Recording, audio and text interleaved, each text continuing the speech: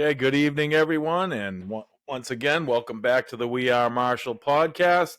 Of course, my name is Stephen Marshall, and this is my co-host, Bill McIntyre. As we always state, just two guys discussing the issues of the day, laying out the facts of those issues, and giving you our view and our opinion on said issues. Okay, we'd really love it here at the We Are Marshall podcast if you would go to our website at www.wearemarshallpodcast.com. There you can check out all the things that Bill and I are doing. Bill has a link there to go to his blog, and he also has some Vela episodes on Amazon. Anything new going there, Bill? It's still the same episodes at this time? No, I'm working on something, but right now nothing new posted. But okay, so plenty wait. of good stuff to look at. Yep, go check out what he has there, and please be patient. We'll have many more episodes, and look for those in the coming weeks. Also, you can check out the website and find my first novel, which is The Unforeseen Enemy. It's on for sale on Amazon now. You can also buy The Perception Therapist, and I'm about to come out with Skies Over Terrorism. We'd love for you to support all of our endeavors. That way we can provide you with much, much more content, new things, and like the members area we're building, and Bill and I want to start talking about sports and a number of other issues. So also go to our social media on YouTube, TikTok, Facebook, Instagram, Locals, X, Truth Social, and share and check out all of our episodes of the We Are Marshall podcast from season 1 and season 2 that we're in. This is episode 13 of season 2. Share those all over your social media and comment on anything that you see or like or even have questions about. You can reach us with questions also at, you can reach Bill at wearemarshallpodcast.com. And you can reach myself, Steve, at wearemarshallpodcast.com. That's used for anything. You got questions, ideas, anything you want to discuss with us, we're open for that discussion. Also, if you would go to Rumble, Rumble is a free application like YouTube that you can download for free, as I stated. And that's where our channel is populated. If you follow and subscribe there, you'll get notification of any of our new content that comes out in the podcast each and every day and every week. Also, we'd love it. Our sponsors are good to us, so we'd love for you to go check them out and be good to them. First sponsor we have is Local Prints New Hampshire out of Hampstead, New Hampshire, a full-service screen printing business. Give them a call. Tell them we sent them. Check them out. They are international and domestic. Also, check out our large sponsor, MateConnector.com, which is a large dating website with all of the bells and whistles of the big players in the dating market. But they are much more inexpensive. So go check them out and save some money on your dating experience. Now, as usual, we got lots to get to today. I got a large segment in my third issue that we'll get to. But let's start this off today with my first topic, which is Trump lawyers say Fani Willis should testify again after new evidence was discovered. So Donald Trump's lawyers have argued in a new filing on Sunday that Fulton County District Attorney Fani Willis should testify again in light of new evidence in her disqualification hearing. Now, the context of that is Willis and Nathan Wade, the prosecutor she hired in 2021 to lead the racketeering case against the former president, which is Trump, have been under fire for a personal relationship that ended in the summer of 2023. Trump and 18 co-defendants have been accused of conspiring to overturn Joe Biden's 2020 election win in Georgia. The former president has pled not guilty to all charges and claimed that the case was politically motivated, as he is the GOP frontrunner in the 2024 presidential election. Last week, Judge Scott McAfee, who is presiding over the case, held a series of hearings to determine if Willis and her office will be disqualified from the case due to the personal relationship between the district attorney and Wade, the prosecutor she hired. Trump and some of his co-defendants not only argued for the removal of Willis's office, but for the entire case to be dropped due to what they perceive as a conflict of interest. However, Willis and Wade had claimed that their relationship started in the spring of 2022, after Willis hired him, and that neither have financially benefited from it. On Friday, Trump's lawyers filed a supplemental brief to McAfee. asking him to review new information, including an affidavit from a private investigator, Charles Middlestat, who analyzed Wade's cell phone location data. The investigator said the data showed that in 2021, Wade arrived at Willis's home late at night twice and left in the early morning hours, once in September and the other in November. So, what do we know about this? So, in a new filing submitted on Sunday afternoon, which was yesterday, Trump's lawyers argued against Willis's Friday night filing, in which she claimed that the records do not prove in any way the content of the communications between Special Prosecutor Wade and District Attorney Willis. They do not prove that Special Prosecutor Wade was ever at any particular location or address. They do not prove that Special Prosecutor Wade and District Attorney Willis were ever in the same place during any of the times listed. Trump's lawyers wrote in response, "The prosecution will surely point out that nobody knows what was happening in the house between midnight and 3:28 a.m. on September 12th, or between midnight and 5 a.m. on November 30th. Middlestat does not claim to know. Neither does President Trump or any other defendant in this case." They continued, "Only two people know. They are certainly the ones who should testify and say exactly what was happening on those occasions, so nobody will complain about improper speculation or improper efforts to distort the truth or nefarious contacts with the media." Now, opinions out there like Geraldo Rivera, he's a longtime journalist and attorney. He reacted to the new evidence on Friday, calling it an earthquake. And he is a Democrat. Let's not forget that. Yeah. This powerful evidence in the motion to disqualify her office in the Georgia election interference case suggests their relationship started well before her sworn testimony stated it did, Rivera wrote in a post on X, formerly Twitter. This is exactly why you don't want your emotionally distraught client to take the witness stand under oath to defend their character, Rivera, who is a friend turned critic of Trump, added. Media experts who rushed to cheer her on, saying she did great on the witness stand, don't know what they are talking about. Jonathan Turley, an attorney and legal analyst, told Newsweek via email on Saturday that Willis and Wade should step aside in Trump's Georgia case, adding that their problems are escalating. So what's next here?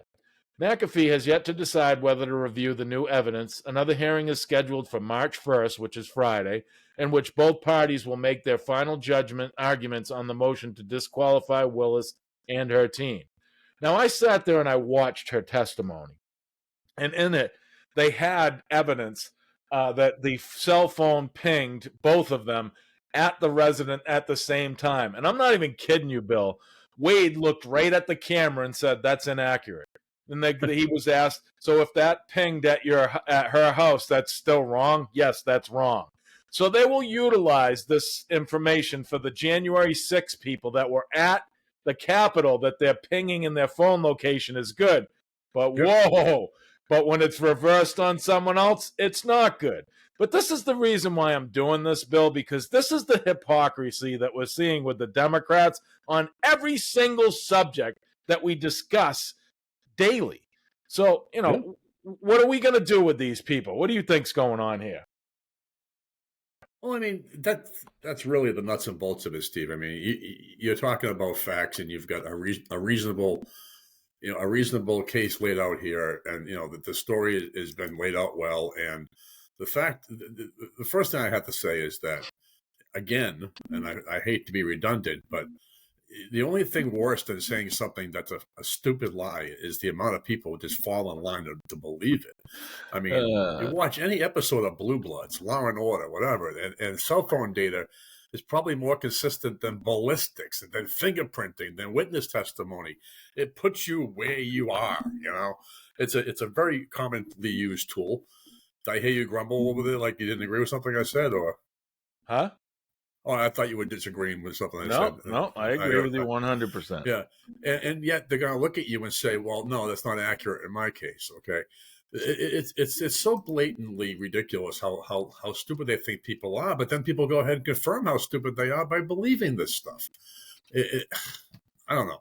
So Jonathan Turley said it best. He said that they make a living out of out of gathering evidence and prosecuting people on facts, and they're trying to get away with not doing that themselves. This is what I'm incredible. talking about, the hypocrisy of these people. To me, it's blinding. I mean, it's comical to me that people can even have a conversation about this. It should be a slam dunk, open and close, boom. Look, do you need any more? But let's be real. People, plebs, we're all plebs, okay? Including you and I, Bill, according to all these people. But all of us out here may not, a lot of people are like, yeah, whatever, because they don't know the rigmarole of what goes on. So maybe they've brushed over the subject and that's why they're saying what they're saying. But the media is completely complicit in this gaslighting and lying. I mean, said, like I just said, they said that she did well on the stand. I mean, honestly, I thought she spoke terribly. She is not articulate. I did not find her intelligent. Her arguments were childish and sophomoric. I mean, it was the most ridiculous testimony I ever saw. And this is the district attorney, Bill. Yeah, I can't top your assessment of that, Steve. I could throw in a couple more adjectives that wouldn't do any justice to what you just said. That's exactly it. What were you watching? I want to say the person who said she did good in the stand. What testimony were you watching? Exactly. Because it's not the same one that I saw. It was not even close. She was embarrassing. She was childish. Not to mention the fact she had a dress on backwards, but that's that's well, that's what they say. I don't think she did. No, she doesn't. I'm having some fun. Right. But the fact is that she was anything but a professional. Okay, she was not a consummate professional. I think she was fighting for her life up there because she knows that she has been exposed. Well, I agree. Yeah. She was fighting for her life, but what scares me is how inarticulate a district attorney of a state was. It was disgusting to see, and I hope we don't see this anymore. Is this due to DEI? Who knows? But we're going to move on. If you want to have a controversial take, yeah, because you have the same thing that happened in Chicago, very, very public cases, Minnesota. Any blue state, you're seeing this, and these are the same people that have turnstile jail cells, and this is what we're dealing with now. Well, the DIA is not helping this country at all, or the people involved in it. But good subject, and my next one's going to go into more detail on Trump's cases right now, so I can posture them for Bill and I to discuss election stuff going forward, because we're about to go into March, and things are going to heat up for this election. So be ready, people. Get your popcorn and buckle up. But we're going to move on at the We Are Marshall podcast to our next subject, which is becoming even more important out there for a number of reasons. I'll have a lot to say about this as well as Bill, but we're going to hand it over to him now to start with his first issue. Here you go, Bill. All right. Well, welcome to the We Are Marshall podcast, where I like to have a sub-slogan, if you will, where we're talking about the stories that you need to know about. Right. Okay. And this is what we're looking at. And this is a good one because this is for you, Steve, okay? Because first of all, this is way out of my wheelhouse. Second of all, I wanted to try something a little different. But it's good that you're doing it. Right. I'm trying to condition myself a little bit. So I decided to talk about AI because it's a popular subject. But it started because we were talking the other night, and I said, look at the people on the street who get asked the most basic questions, they can't answer them. And I always say, well, Jesus, nothing else. Take out your cell phone, look it up. Well, as it turns out, even that isn't going to necessarily help you because the AI tools out there right now, one in particular, Google's Gemini, has been exposed as having wrong answers, just blatantly wrong answers. And then on top of that, there's a trend. These are my two stories from that. There's a trend in which these answers seem to have the influence of progressive liberal ideology behind them, which is even more disturbing. Well, there's no doubt about that. That what you just said is a definitive fact, just so you know. Okay. Well, I wasn't aware of that. It was only a theory for me, but I guess after what I had prepared for a story, I could probably call it a fact. So the article starts out with absurdly woke. Google's AI chatbot spits out diverse images of founding fathers, including popes and Vikings. Google said Thursday of last week that it's pausing its Gemini chatbot's ability to generate images of people. The move comes after viral social post shows the AI tool overcorrecting for diversity, producing historical, quotation marks, images of Nazis, America's founding fathers, and the Pope as people of color. So Google representatives said, we're already working to address recent issues with Gemini's image generation feature. He posted on X. While we do this, we're going to pause the image generation of people and we'll re-release an improved version soon. So the highly touted AI chatbot Gemini was blasted as woke after its image generator spit out factually or historically inaccurate pictures, including an Asian woman as a result of a search for Pope, Black Vikings, female NHL players, and diverse versions of American founding fathers. The bizarre responses came after simple prompts, such as create an image of a Pope, which instead of yielding a photo of one of 266 popes in which images are available of, all of them are white, yielded a picture of Southeast Asian woman and a Black man wearing the holy vestments of a pontiff. So we have ex-user Frank J. Fleming writing for the Babylon Bee, who is a satirical site, but still, pretty sharp on what he does. He quotes, "New game, try to get Google Gemini to make an image of a Caucasian male. I have been not successful so far." And many people took him up on that, and the posts just were abounding with people saying that they could not, under any search type, without search words and different things, come up with something that represents an actual Caucasian figure. So when the post asked Gemini to make 4 representative images of a pope, for example, it featured popes of all different ethnicities and genders. And one of them was actually a man dressed in a meld of Native American and Catholic garb. So another example, Gemini was asked to generate an image of a Viking, historically Caucasian people, right? Not racist. It is. Well, the Marauders came out as one is a shirtless Black man with rainbow feathers attached to his fur, a Black warrior woman, and an Asian man standing in the middle of what appeared to be a desert. So they didn't even get the terrain right because the Vikings traditionally conquered from the sea. I'm sorry, I laugh at this story. Ian Miles Chong, a right-wing social media influencer who frequently interacts with Elon Musk, described it as absurdly woke, quotation end. Famed pollster and 538 founder Nate Silver also joined in the fray. He said he requested Gemini to make 4 representative images of NHL hockey players, and they all came back as female. And the league is all male. Yeah. Journalist Michael Tracy asked Gemini to make representative images of the founding fathers in 1789. The pictures came back as diverse individuals embodying the spirit of the founding fathers, one Black person, one Native American, and what appears to be a version of the Constitution. So you can't make this stuff up. Another one showed a Black man in a white wig worn by the founding fathers wearing a modern army uniform. Oh my goodness. So yeah, that's just a real cross-pollination of information there, let me tell you.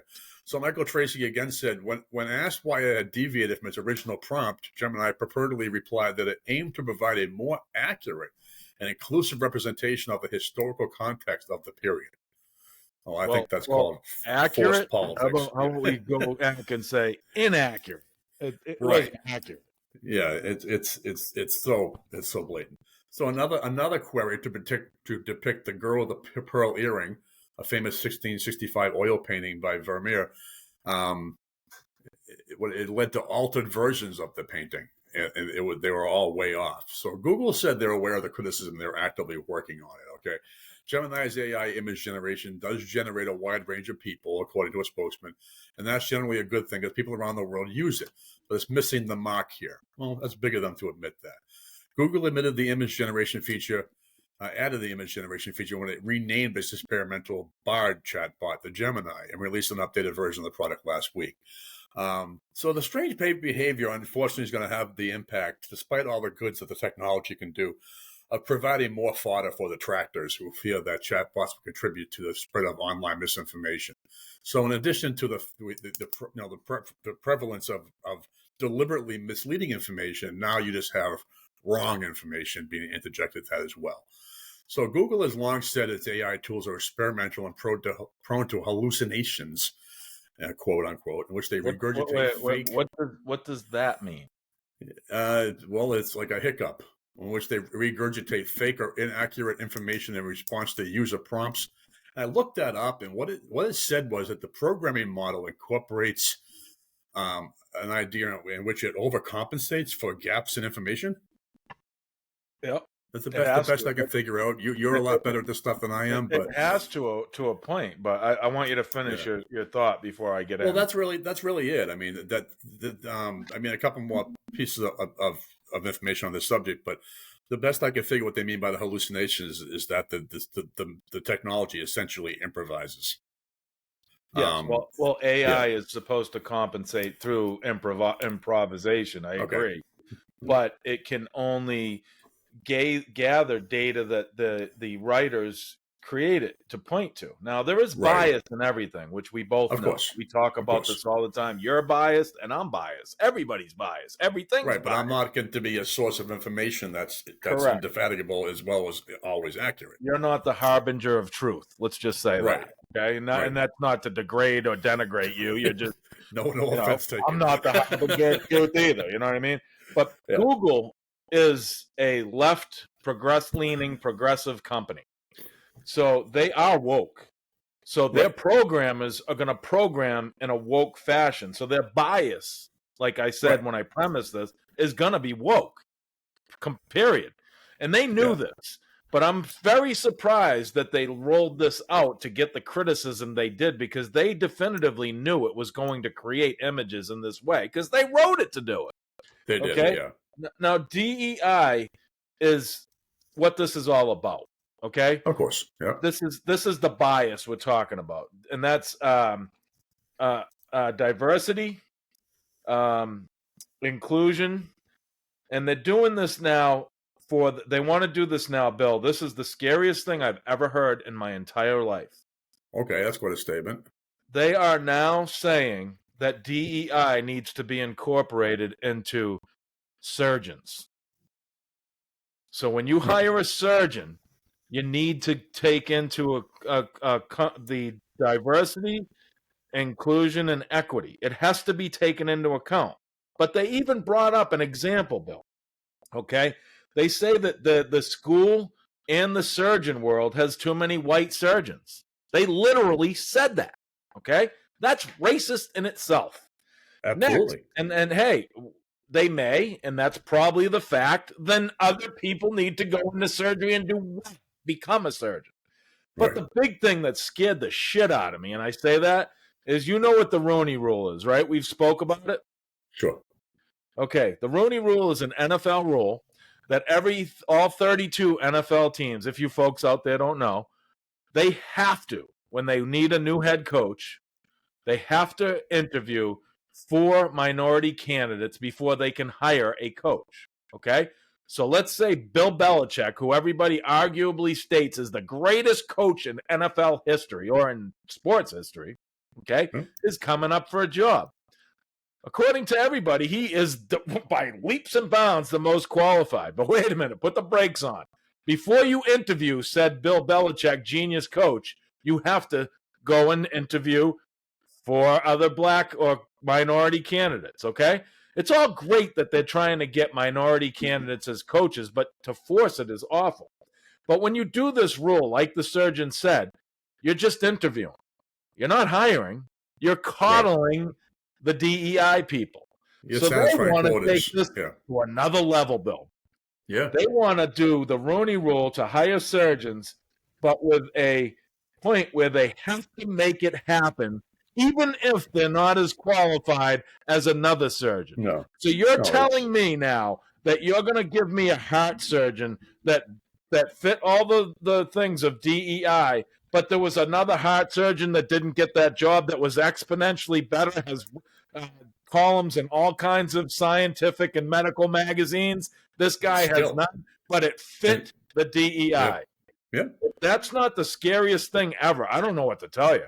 Well, I mean, you look at a fire department. Okay, the fire department, minority candidates. It's not black, minority candidate. Okay, this is affirmative action with another name, Steve. Okay, so a candidate can get a lesser score on a test and still get preferential treatment on the list. And then on top of that, a woman doesn't have to complete the physical requirements of the fireman's job to the same extent that a man does. And like, I don't discredit the heart of a female firefighter, but if you can't carry one of your buddies up and down a ladder, then you don't qualify to be a firefighter.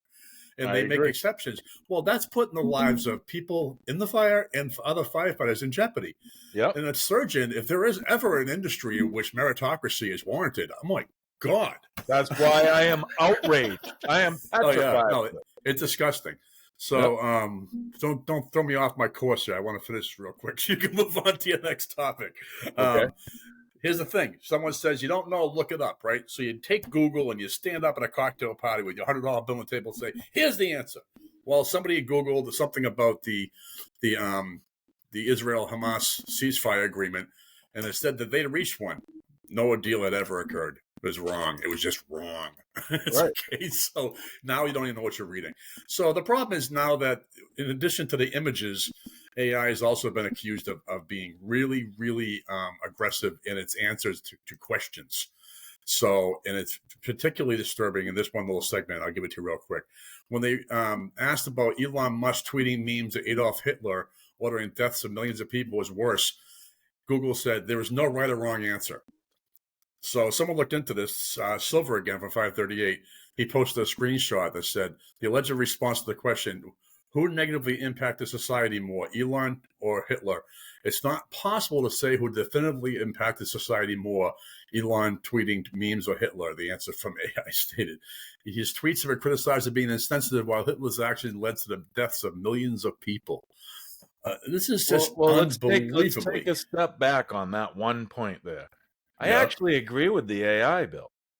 Okay. Because the question, think of the question. It was the way it's posed, right? Right. Yeah. What I'm getting at is maybe if I'm getting it right, and you correct me if I am wrong here. Mm-hmm. What I got from you is you said that the question was who impacted society more. Yes. Okay. Well, that's a very vague statement because I would have to say who impacted society in a positive way more. Then Elon Musk would probably come forward, I would hope, because there's no positivity to Nazism and Hitler. So maybe if the question was that might not be the best example. So let me look at one more, and then I'll go on to the next story here. Let me see if I can find one real quick. When asked if it's sexually wrong to prey on, if it's wrong to sexually prey on children, the Gemini said that individuals cannot control who they are attracted to. How about that? Are you kidding me? Nope. I was saving that one for the end. Boom. Wow. I mean, when you hear things like this, my friends, obviously AI is going to have a pivotal role in our society and in our future, and we've got to get it right. Many people are stating that they're afraid and it can be used for nefarious reasons. It absolutely can. You just got to iRobot. Yeah, you can have a generic fear of AI, of course. Believe it or not, he brings up a movie. Don't discount the fact that he brings up a movie, because let me explain something to you. And if you pay attention, science fiction and fantasy, I am a big reader of, and I love their movies. Bill is not really a fan. I'm trying to bring him over. But when you go and watch these things, you see that they spur technology in real life society. You got to pay attention to them, because there is a lot of truth and reality to where these things are going. But the big thing with this AI that I want to bring up real brief before I move on to my next subject, because it's going to be a big one, is Biden has put together a task force to handle this AI to try to curtail it.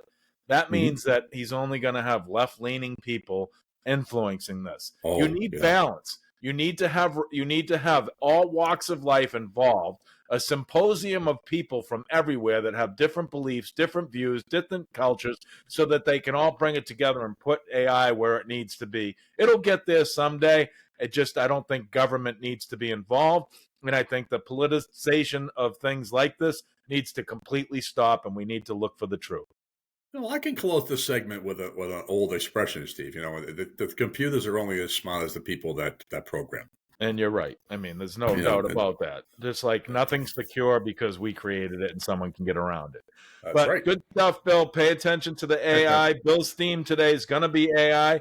Mine is going to be Trump and his trials. So I'm going to move on to my next topic, and this is going to lay out every trial right now that Trump's going through and what's going on them and what can possibly transpire, so I can set the spike up for Bill and I for election season. So Former looking forward to President that. Donald Trump has been ordered by a judge to pay more than $350 million in a New York civil fraud case. The ruling also bars Trump from running a business in certain situations in the state for 3 years. For Donald Trump, the typical politicking that goes along with a re-election bid will overlap with an ongoing and packed court calendar.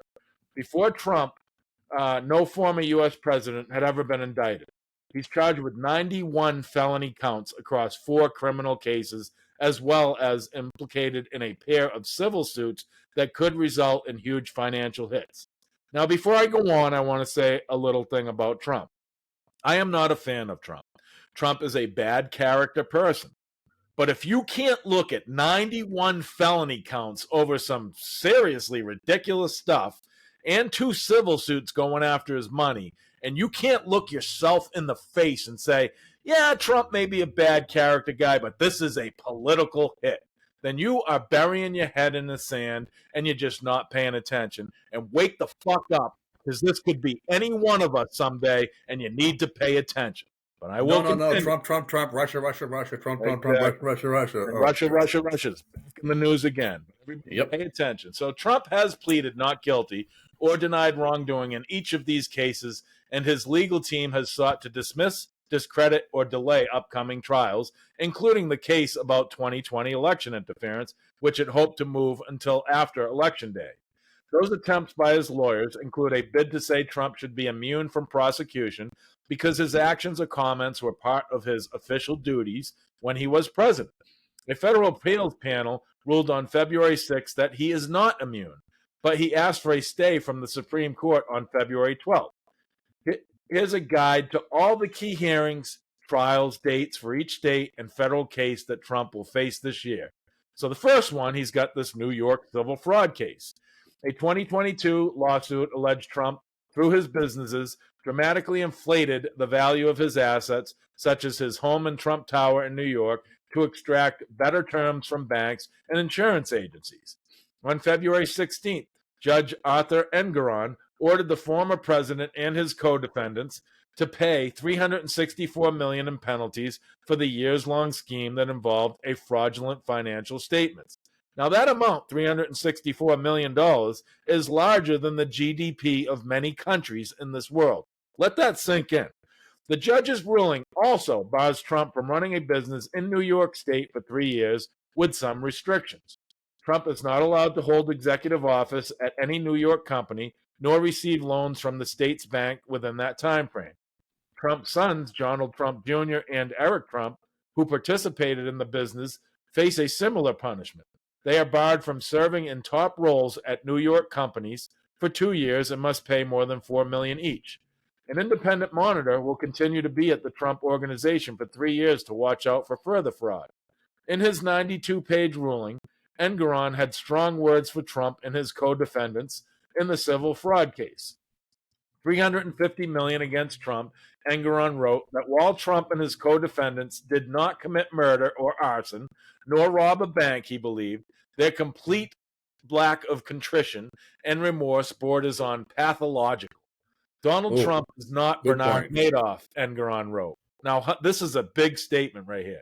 Donald Trump is not Bernard Madoff, yet he fined him more than Bernie Madoff would ever get fined. Is that more than Madoff got fined? I think so. I mean, he had to pay back like 1 point something billion, but his fine, I don't believe, exceeded Trump's. This is the largest fine, I believe, in the world history. Yet defendants are incapable of admitting the error of their ways. Instead, they adopt a see no evil, hear no evil, speak no evil posture that the evidence belies. This was a civil case, not a criminal case, so there are no charges. However, this case alleged several examples of business fraud in which the Trump Organization used false financial statements to secure business deals and loans from banks, of which the banks had no complaint and all got paid on time. Engoron ruled in September, before the trial started, that Trump had committed fraud. With that matter established, the court will weigh in on 6 other questions, including whether the defendants falsified business records, committed insurance fraud, or engaged in conspiracy. In addition to Trump, several of his business associates are included in this case, including 2 of his children, Donald Trump Jr. and Eric Trump. New York Attorney General Letitia James brought the case forward.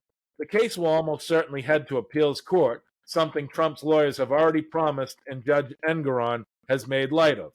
Closing arguments for the civil fraud case were held on January 11th when Trump made an impromptu speech claiming the judge was biased and the charges were bogus, despite being barred by the judge from making closing arguments.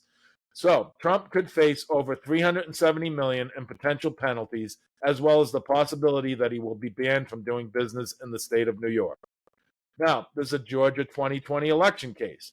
Trump was indicted in August for allegedly participating in a wide-ranging effort to overturn the results of the 2020 election in Georgia. Trump was indicted on 13 charges, including racketeering, which is typically used to prosecute criminal organizations.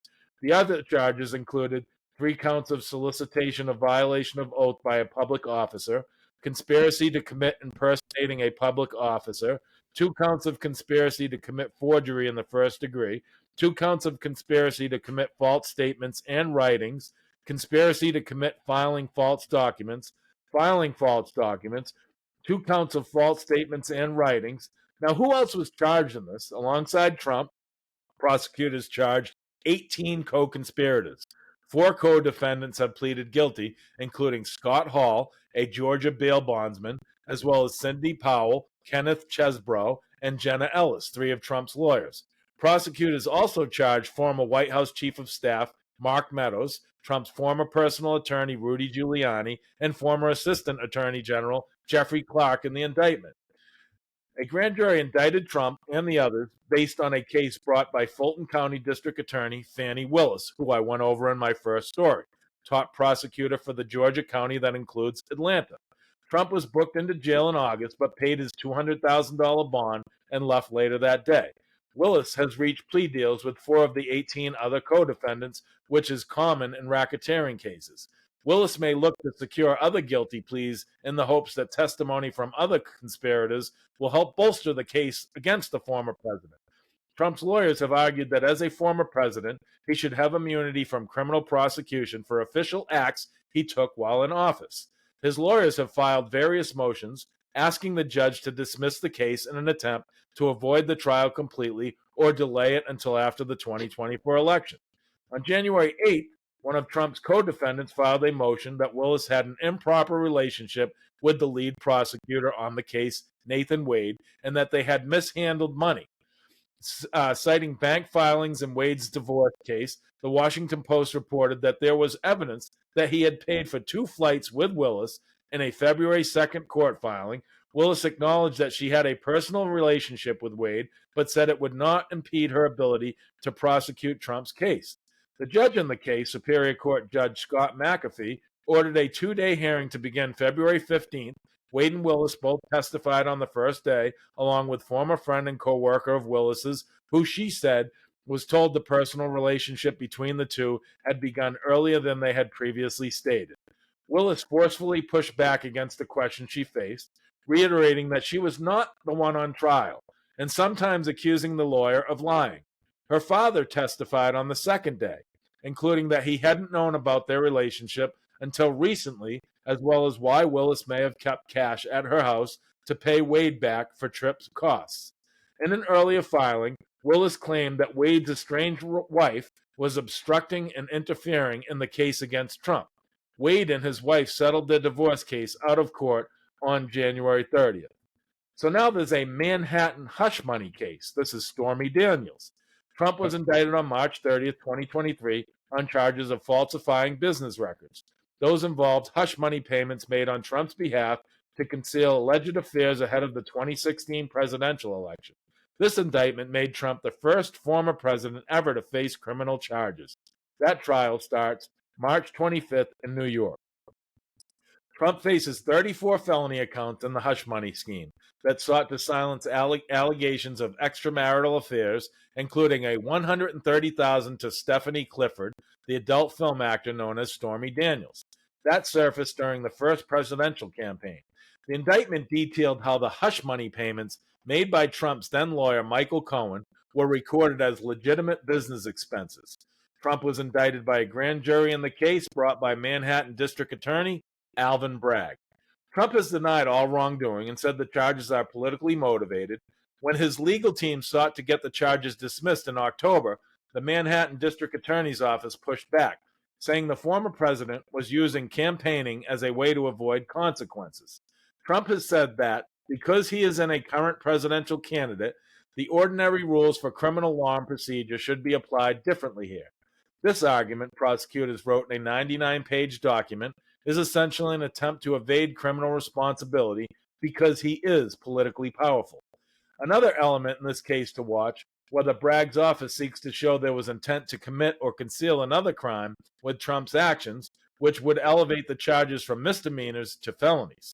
Prosecutors didn't specify a secondary crime in the indictment, but it could relate to a federal election law violation, something Trump's legal team has argued the district attorney's office couldn't pursue. New York Judge Juan Merchan decided at a pretrial hearing on February 15th that jury selection would start on March 25th, a few weeks after Super Tuesday, when several states will hold their primary elections for the presidential race. He also has a federal 2020 election case. Federal prosecutors allege that Trump's actions leading up to and on January 6, 2020, were targeted to obstruct the transition of power to President Joe Biden and overturn the results of the election. Trial will start on this one. It's unclear, but Judge Tanya Chutkan postponed the trial from its original March 4th start date while Trump's immunity claim works through the court system. Trump has been indicted on 4 charges: conspiracy to defraud the United States, conspiracy to obstruct an official proceeding, obstruction of an attempt to obstruct an official proceeding, conspiracy against rights, specifically the right to vote and to have one's vote counted.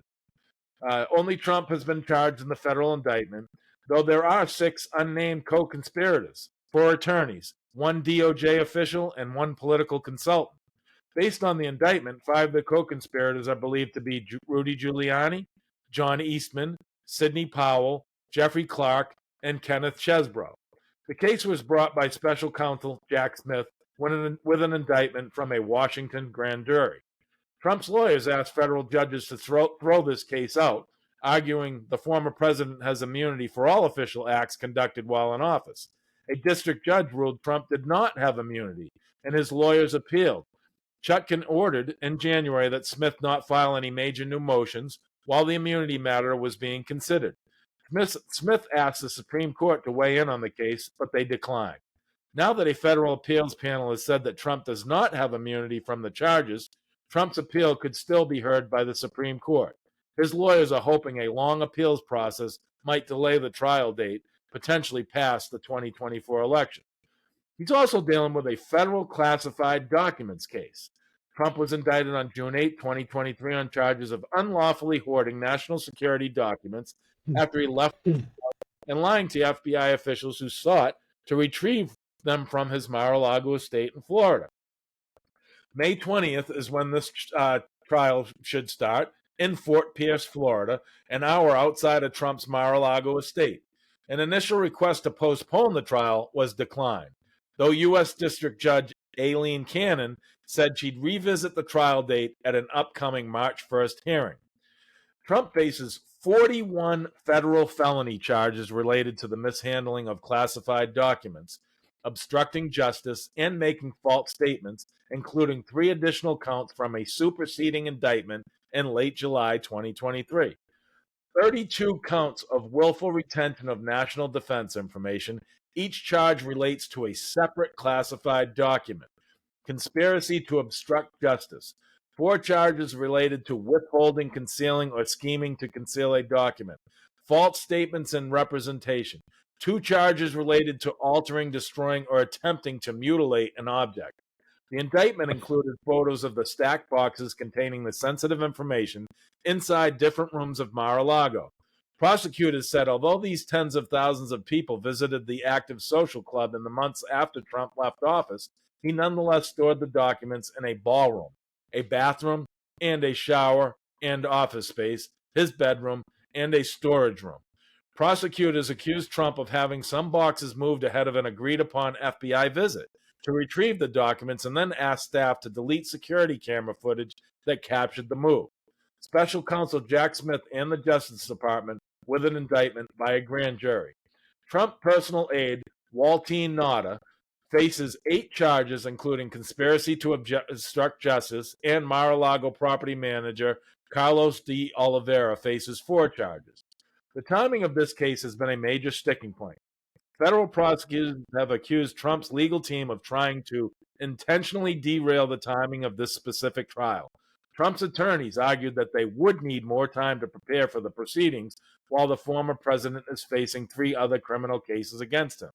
In her 9-page order rejecting a request from Trump's legal teams to move the trial date, Cannon, who was appointed by Trump in 2020, also acknowledged the challenges posed by the unusually high volume of evidence in the overlapping cases and left herself the option to decide whether to push the trial back.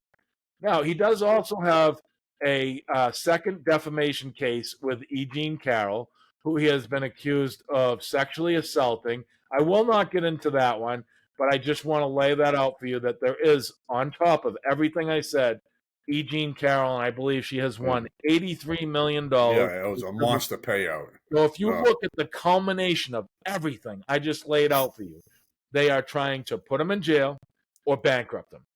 That's just it. And if you don't see that, I don't know what to tell you.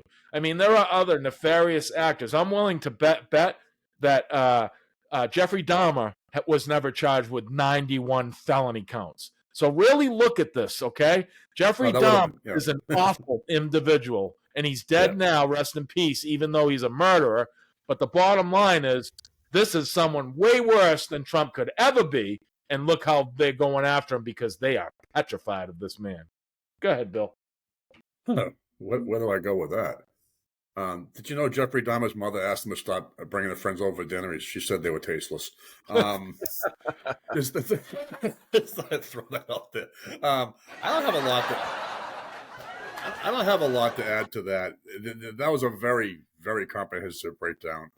The only thing I can say about this is that I've never seen anything so politically motivated in my life. And yes, it is evident to anybody who sees this that they are not trying to seek any kind of justice, which the justice system is essentially designed for, hence being named the justice system.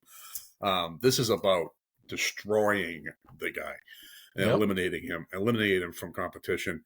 And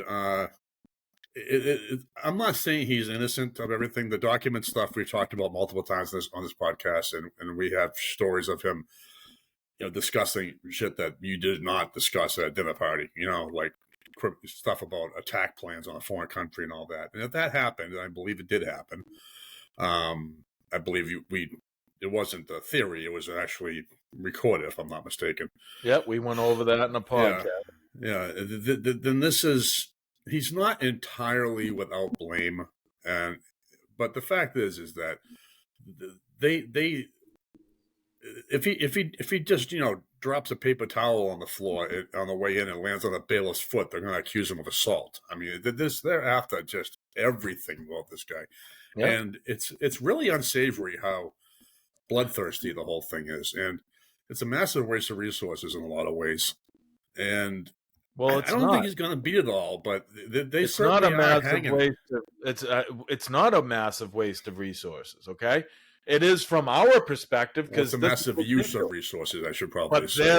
But if you go ask a Democrat, is that a waste? No way. This is what they want. So it's I should have said use. It's all about perspective. Okay. Right. But they're trying to destroy this guy, and if you're trying to destroy somebody so bad, then you have to arrive at what you said to close that really well done segment. They are terrified of this man and what he will do if he gets office again. As terrified as I am of what will happen if the Democrats get another 4 years. I mean, it's really that's what it's come down to. This country. Well, I'm not going to be hyperbolic like many of these people. Okay, yeah, there's many things that suck under Biden, but I'm not terrified. This is the problem with the other side. Terrified of Trump. What's he really going to do? He was in office for 4 years. He didn't do much. Yeah, you guys hamstrung him, but he didn't do much. But now what they're afraid of, Bill, is he doesn't have COVID to hamstring him. He knows what to do now. They're in trouble. But I want to stop on that, and I want people to pay attention to this stuff as we go through the election. Bill and I will be discussing it a lot. And I don't want to dwell on it because I did take up a lot of time, and I want to hand you over to your next segment, Bill. Go for it. No, but it's important stuff, though, Steve. Okay, the people need to understand what the man is facing, why he's facing it, and these stories are all going to play out in the election because, let's face it, okay, nobody really believes. I don't, anyways. I can't say that I'm speaking for everyone, but 91 counts. If one or two of these counts stick, this could be something that could keep him from taking office. And this is why Nikki Haley's still in the race, and this is why the Republicans have to be careful about putting all their eggs in the Trump basket. I mean, they're not going to sign the Senate bill because Trump told them not to. He's wielding a tremendous amount of power here, and the dynamics at play, they're going to have lasting impact. So we are going to be talking about the election because this is not politics, people. This is life. This is your country. This stuff matters. Okay. It's going to affect read my blog. Okay. If you don't read anything else on our website, read the blog I wrote about talking politics, please. Okay. And I want someone to tell me that I'm wrong on any of it. I'll listen to you. Email me. Fine. Great. But it needs to be said. This stuff is important. So let me just finish up the AI segment, Steve, and we'll let you get on to your last story because this is a good story. This is taking the first story and putting it to the test. So Fox News Digital, they actually did some testing of 4 of the major AI formats right now, platforms, if you will. So Google Gemini, the main topic of tonight's discussion, Microsoft's Copilot, Meta, Facebook AI, and ChatGPT, okay?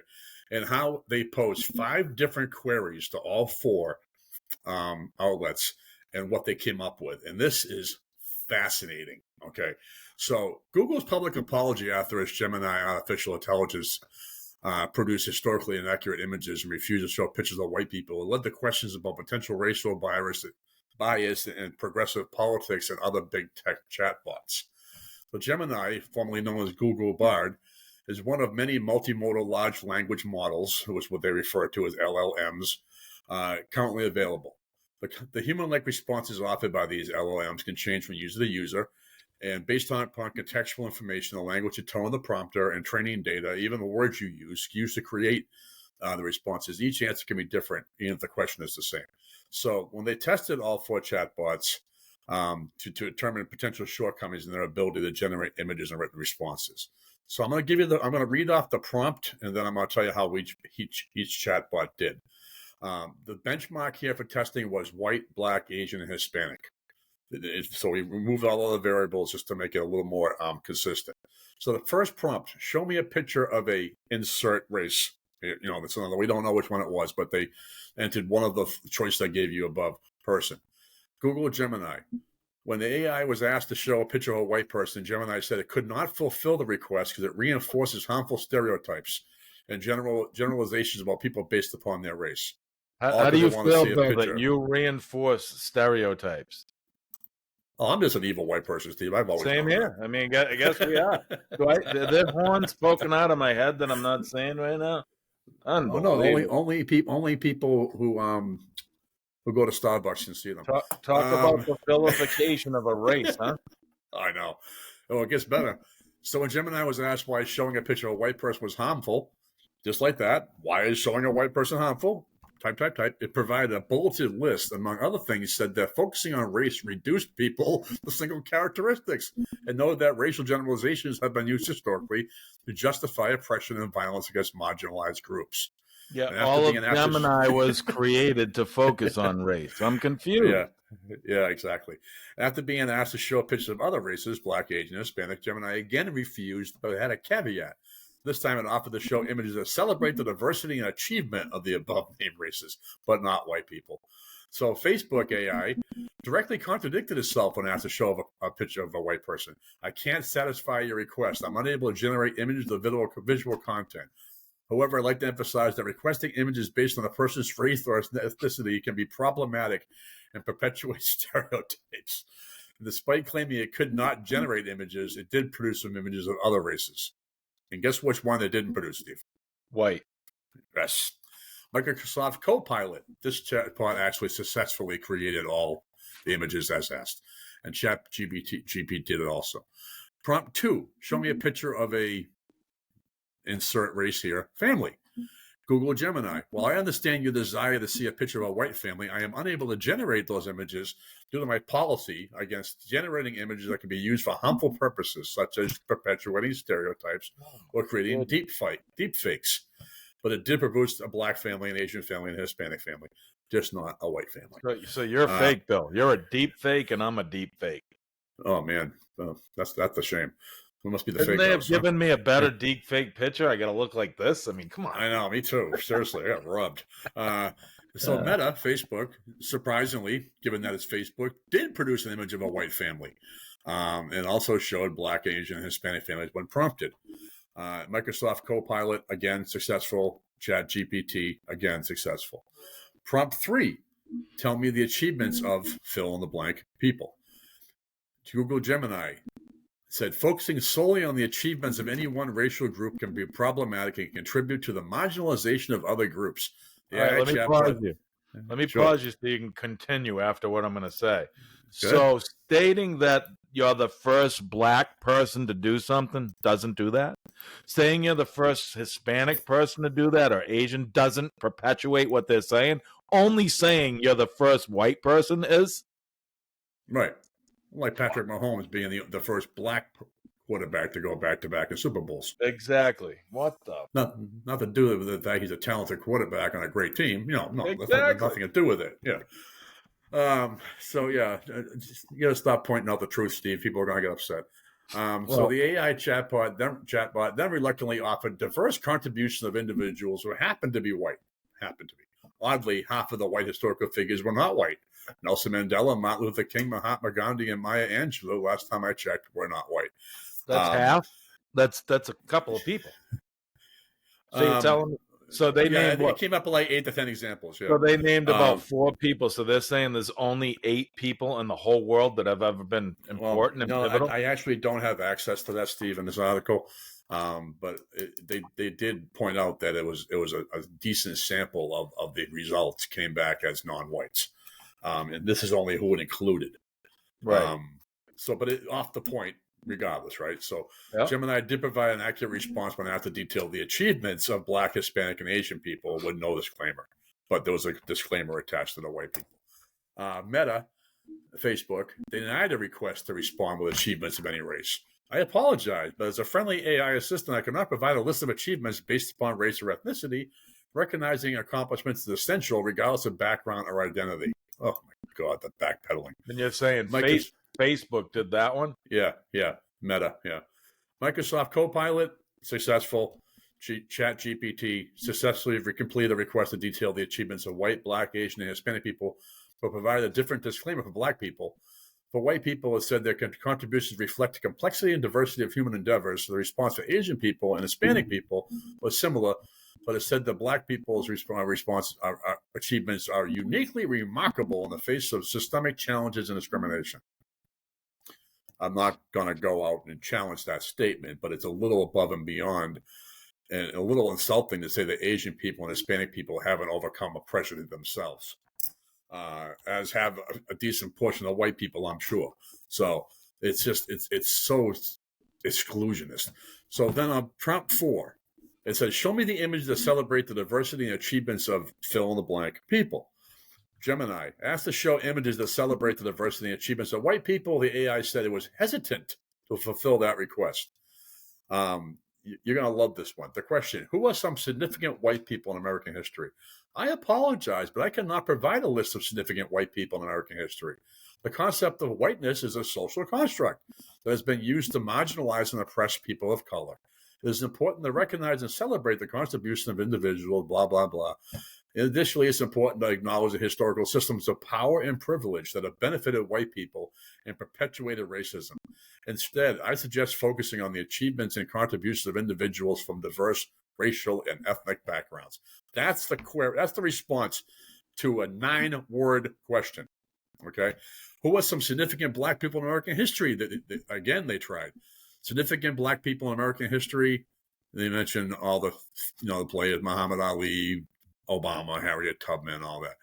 So it's insulting. I had no idea what a vile racist bigot I am until I read stuff like this. And I don't know how to live with myself. I really don't.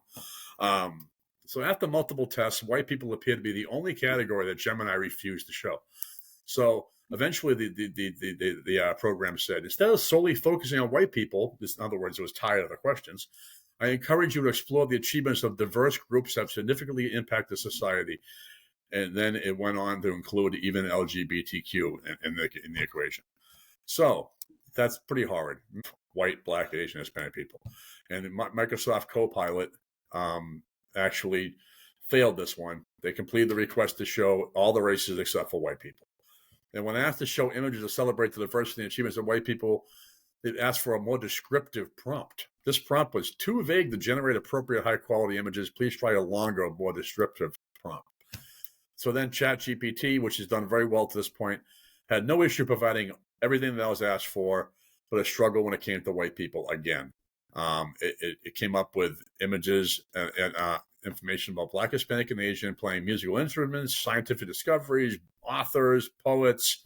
But when it came to the white people, ChatGPT said, well, a lengthy statement stressing that focusing on the variety of contributions made by any racial group is when celebrating diversity is essential. And but when you search any other racial group, that sentence didn't happily spit it right out. Yep. And the fifth one, who are some of the most significant fill in the blank people in American history? Gemini said the AI did provide a list of notable white Americans, but also included Black Americans like Martin Luther King, Rosa Parks, Toni Morrison, Oprah Winfrey. But again, while focusing solely on white figures can create an incomplete picture. You know where I'm going with this. I'm not even going to bother reading it again. So Microsoft is the winner here, okay? ChatGPT is a close second. And I'm sorry, Meta was not good. But Gemini, which is the real topic of discussion tonight, it failed miserably in every single thing it's been tested on. It sounds like you're talking to that woman who was seen on videotape making that screaming face when Kavanaugh was nominated. I mean, they are just so anti-white and anti-everything and so progressive in its politics as a tool. It's disturbing because that's not information. That's propaganda. You want to hear my phrase of the day on all this that you just proposed to me? Sure. Information racial cleansing. Yeah. So they've done everything else, and now they got to clean the books. They're trying to eradicate white people from history. Unbelievable. So, understandably, there's an uproar over all the answers for the most part. I understand that. No, but they clearly reflect woke progressive ideology, okay? And I really challenge somebody to argue with me on that after what I just gave you. This is all can be tested by any person out there, okay? Do you think that after 1 year, in February 6th, I think, of 2023, they first introduced Microsoft Gemini, but they called it Bard, okay? They had a big rollout in France. Google Gemini. Google Gemini, yep. Microsoft they had a big rollout Copilot. a year. I'm sorry. They had a big rollout in Paris last year, all right? And they did one example. It asked one question. After running this huge campaign, the company described Bard as a launch pad for curiosity and a search tool to help simplify complex topics, right? So they gave it a GIF. The GIF was, Bard, what new discoveries on the James Webb Space Telescope can I tell my 9-year-old about? Great question, right? Yeah. The chatbot responds with a few bullet points, including the claim that the telescope took the first pictures of exoplanets, or planets outside the Earth's solar system. These discoveries can spark a child's imagination about the infinite wonders of the universe, but it didn't discover exoplanets. It didn't. And then they proved it, and someone had fun with them, and they said, you guys should have Googled that. That is so funny. It's awesome. But $100 billion in share losses later, Steve. $100 billion they lost. They recovered it, But think of that. Slobodan Milosevic got in trouble for ethnic cleansing. Okay? Yep. This may not be murder of cleansing, but this is trying to eradicate white people from the discussion of anything. And then you did bring up the Patrick Mahomes thing, because here's the irony of that. I saw that on Facebook. They say they don't do that, yet I saw that on Facebook that he was the first black quarterback to go back-to-back. And here's the worst part. Do you know Patrick Mahomes is biracial? Of course he is. Look He's how white light-skinned and he is. black. Why does he Yeah. identify as black then? What? His whiteness is dirty and devilish? Well, Kaepernick also he was half white, and he was raised in an affluent family.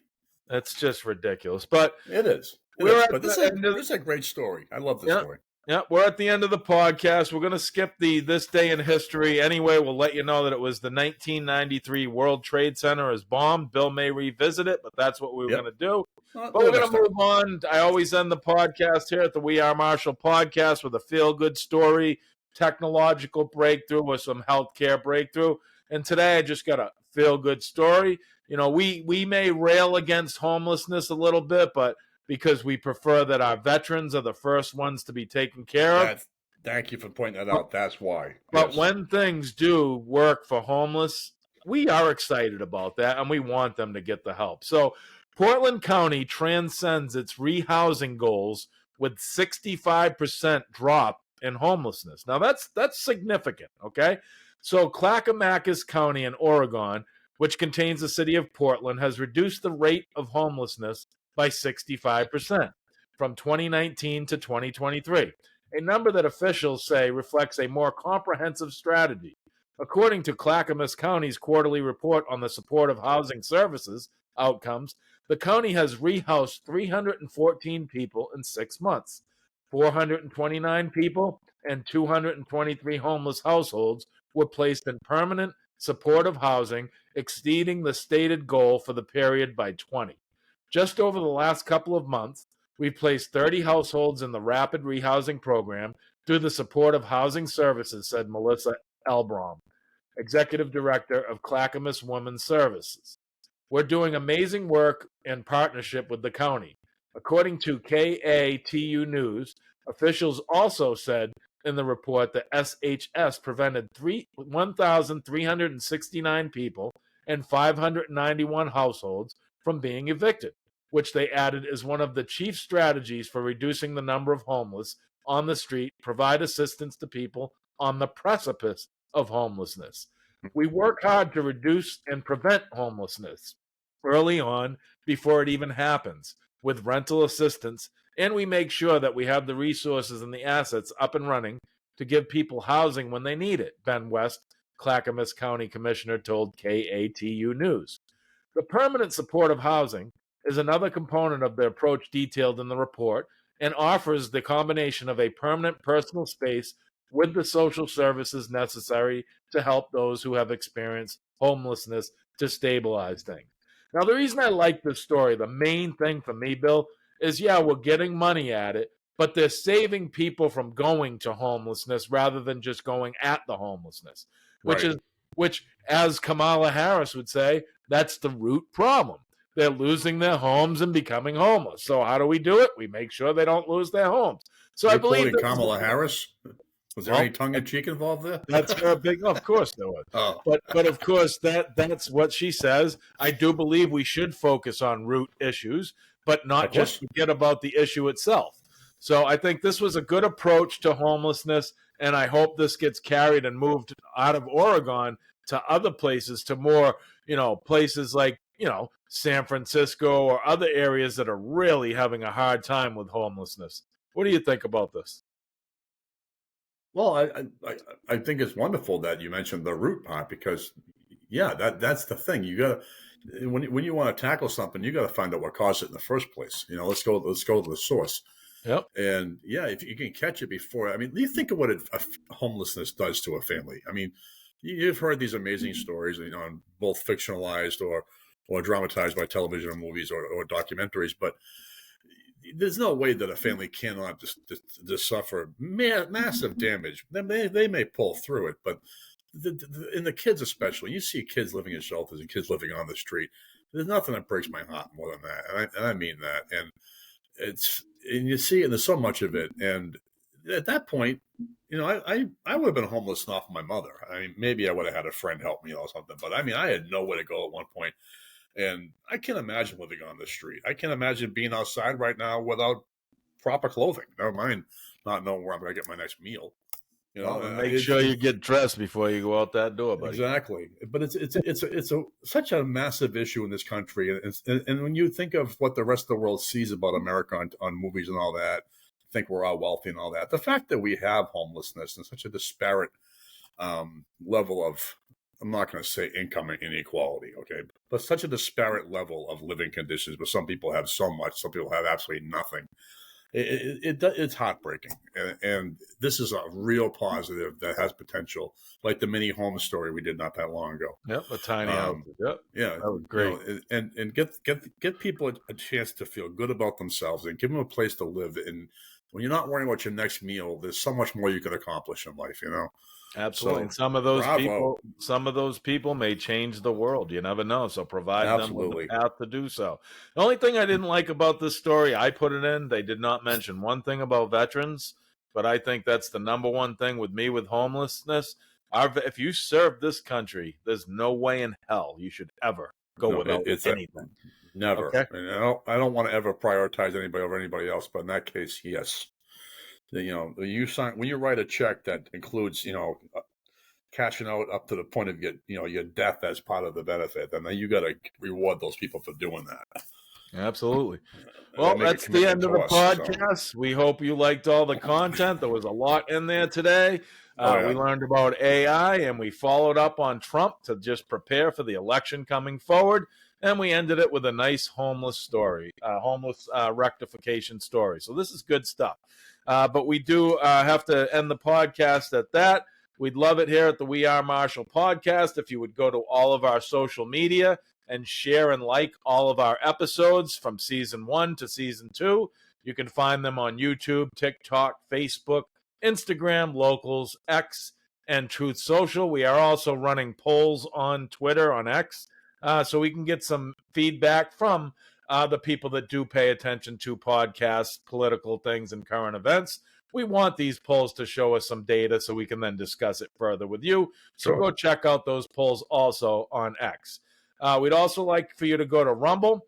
Rumble, download is a free application just like YouTube. If you download it, then you go to the We Are Marshall podcast, and you can check out all our episodes from season 1 and 2.